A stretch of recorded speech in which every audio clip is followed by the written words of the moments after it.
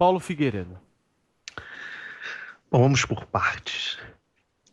Em primeiro lugar, não é possível que alguém não perceba o ridículo de um jornal fazer uma reportagem sobre blogueiros que tinham acesso à informação privilegiada, enquanto ele se gaba de ter tido acesso a um inquérito sigiloso.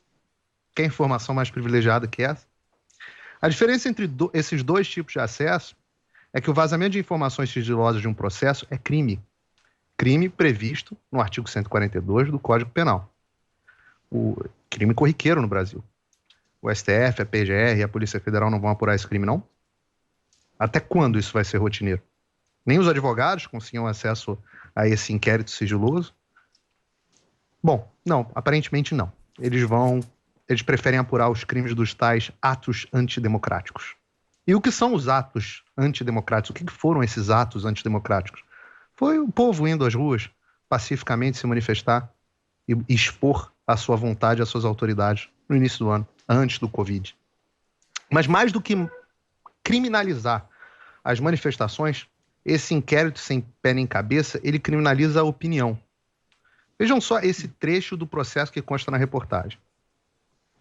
A propaganda de conteúdo extremista no campo digital culmina, de fato, em ações subsequentes.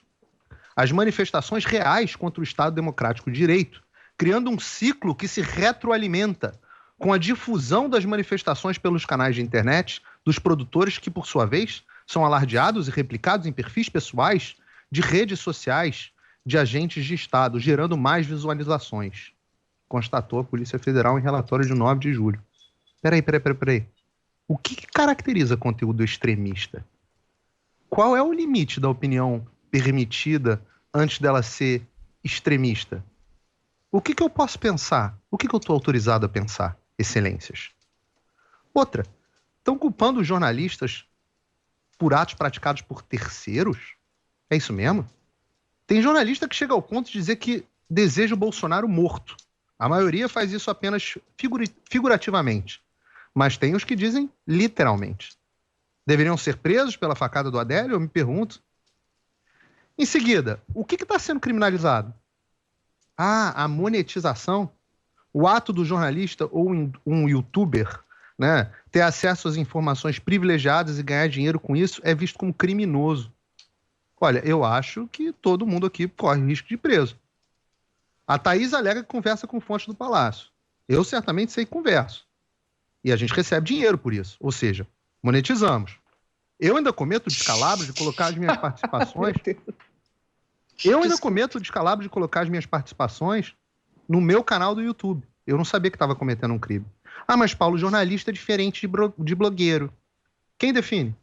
É uma carteirinha? É uma decisão burocrática do Estado que agora vai decidir quem tem direito de emitir, quem é o autorizado a emitir opinião? Desde que eles, claro, não sejam considerados extremistas pelo Ministério da Verdade, não é verdade? Aqui nos Estados Unidos não tem essa distinção, não. Eu faço uma pergunta ao ouvinte. Quem tem mentido mais? Quem tem feito mais fake news nos últimos anos? Os blogueiros ou os jornalistas? Qual é a diferença entre a Andréa Sardi, ou Sardi, sei lá, pro Alan dos Santos? Ela fala mal do governo e ele às vezes fala bem? E os jornalistas do PT, que integravam os quadros da grande mídia por anos? Enquanto os blogs favoráveis do governo, ao governo do PT, eram abastecidos por verba pública de publicidade, tudo bem. Ninguém foi questionado. As invasões do MST, do MTST, incentivadas rotineiramente nesses blogs de esquerda, eram democráticas? E o que dizer dos membros do Ministério Público e do Judiciário, cujo conteúdo sigiloso dos processos era vazado rotineiramente a um conhecido blog, e agora, curiosamente, todos eles são colunistas de revista do mesmo blog? Não dá para dizer que uma coisa levou a outra, mas é considerado monetização? Esse inquérito é uma vergonha para o Brasil. Ele é inconstitucional, ilegal e imoral. É um ótimo exemplo do uso da burocracia não eleita para perseguição política. O objetivo aqui é claro: criminalizar a opinião contrária, calar os apoiadores do presidente Bolsonaro nas redes sociais e abafar os movimentos de rua que deram suporte ao presidente. Deram e voltarão a dar depois do Covid. Só aguardar. Eu não conheço nada mais antidemocrático do que isso. Nada mais antidemocrático que isso. E, Tércio, eu não conheço você, mas vê se me adiciona nos grupos aí, porque obter informação do governo às vezes é difícil pra caramba.